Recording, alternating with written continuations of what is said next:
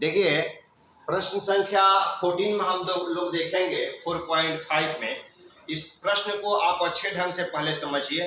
कह रहा है कि आव्यूह ए बराबर दिया है, आव्यूह ए दिया हुआ है और के लिए ए और बी ऐसी संख्याएं ज्ञात कीजिए। यानी कि प्रश्न जो है यहाँ पर सबसे स्टार्टिंग में लिखेगा कि दिया है, तो दिया है तो क्या दिया है कि a बराबर दिया गया है 3, 2 और ये 1, 1 हुआ और किसका मान निकालना है, a का मान निकालना है और b का मान निकालना है। प्रश्नवाचक के चिन्ह। प्रश्न को एक बार टोटल नहीं पढ़ना चाहिए, जो प्रश्न आप पढ़े कुछ उस बात को आप लिखिए। a का मान दिया गया है, उसके बाद कह रहा है के लिए a और b ऐसी संख्याएं ज्ञात कीजिए। ज्ञात करना यानी कि a का मान ज्ञात करना है और b का मान ज्ञात करना है। तो a बराबर प्रश्नवाचक के चिन्ह लिख दिए, b बराबर का लिख दिए, प्रश्नवाचक के चिन्ह लिख दिए। अब कह रहा है ज्ञात कीजिए, ताकि ये जो है ए स्क्वायर एक समीकरण दिया है, इक्वेशन कितना दिया गया है, a का स्क्वायर स्मॉल a गुना ए बी इंटू क्या है i बराबर 0, ये न दिया गया है। कह रहा है कि ताकि इतना बराबर का हो 0 हो, इस समीकरण दिया गया है। पहले आप लोग 6 क्लास से 7 क्लास से ही पढ़ते हुए आ रहे हैं लोग। बाबू मोबाइल रख दीजिए, फिर क्या समझिएगा, फिर रोइएगा बाद में। रखो मोबाइल पॉकेट में, ठीक है ना। हम लोग 6 क्लास से ही पढ़ते हुए आ रहे हैं कि कोई अगर समीकरण दिया रहता था तब हम उसका x का या y का मान निकालना था। जी, यदि आपको समीकरण नहीं दिया जाए और कहा जाए कि x और y का मान निकालिए तो क्या संभव है? संभव नहीं होगा। तो यहाँ भी समीकरण दिया है, एक समीकरण दिया है, बिना समीकरण का आप वैल्यू आप नहीं निकाल पाते।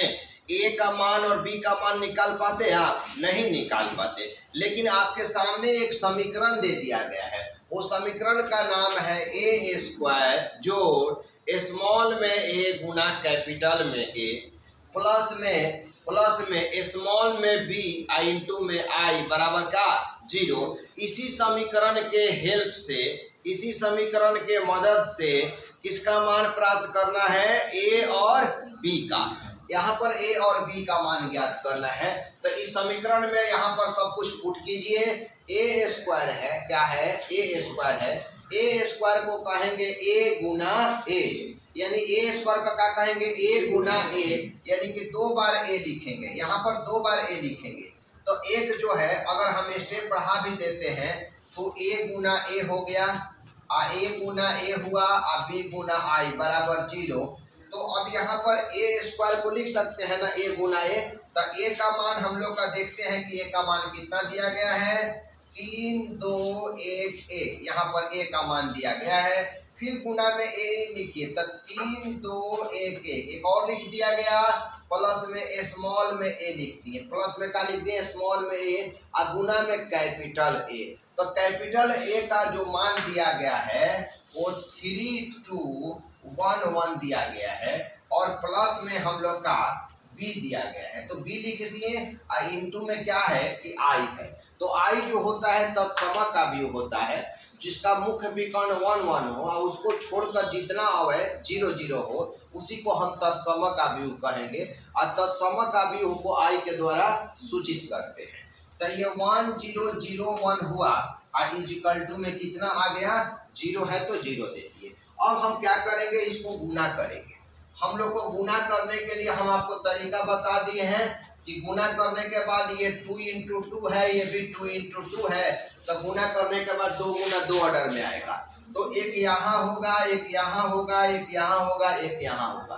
तो इसका जो मान होगा A11 होगा। क्या होगा, A11। A11 का मतलब ये हुआ कि पहला रो को पहला कॉलम से गुना करेंगे, पहला रो को पहला कॉलम से गुना करेंगे।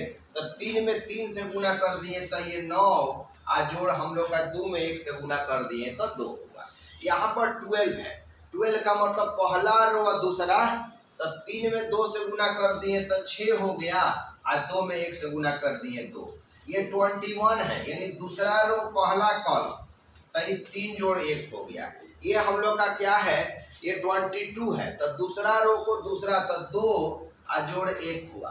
फिर प्लस में ए से सभी में गुना कर दीजिए, 3a 2a a और a आया, और इसमें भी b से गुना कर देंगे, b 0 0 और b बराबर हम 0 लिख सकते हैं, क्योंकि b से सभी में गुना कर देंगे। यहाँ तक समझ में आया आप लोग को।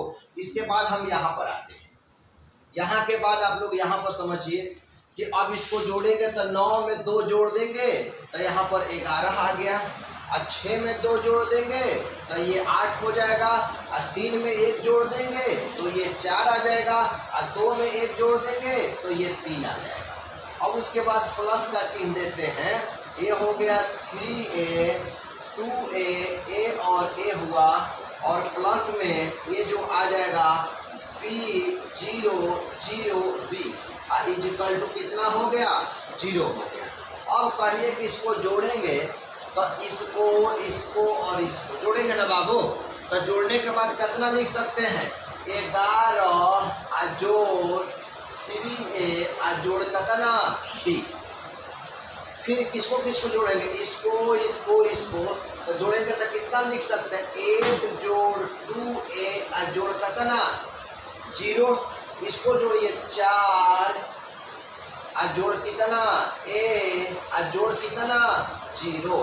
इसको जोड़िए 3 जोड़ में a जोड़ b इजिकल टू ये 0 है।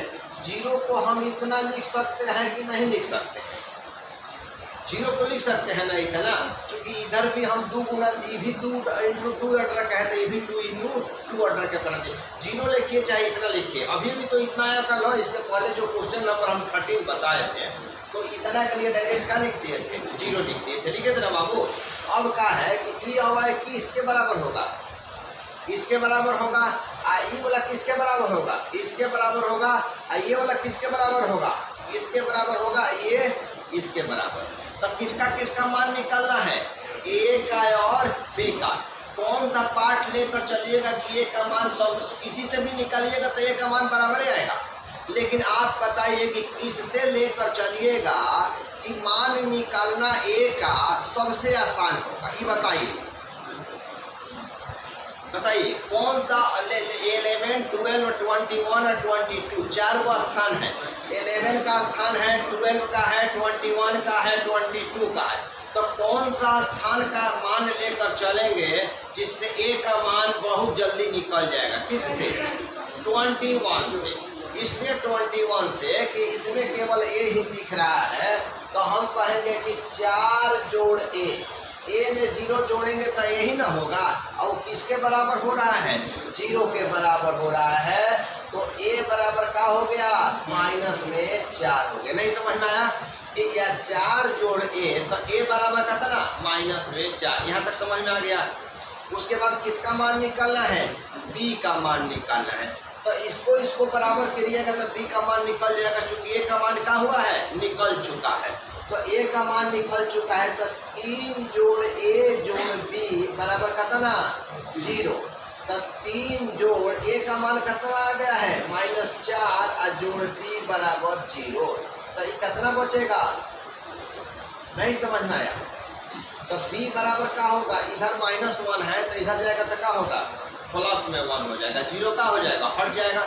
मेरे बात नहीं समझ में आ रहा है। जैसे लिख सकते हैं 0 जोड़ 1 तब b बराबर कितना 1, यानी a का भी मान आप प्राप्त कर दिए और किसका मान प्राप्त कर दिए, b का। कोई जरूरी नहीं है कि इसी तरीका से बनाइएगा, आप ऐसे भी बना सकते हैं। इसको लेकर चलिएगा तो 11 जोड़ 3a जोड़ b बराबर कितना 0, ये समीकरण 1 हो गया।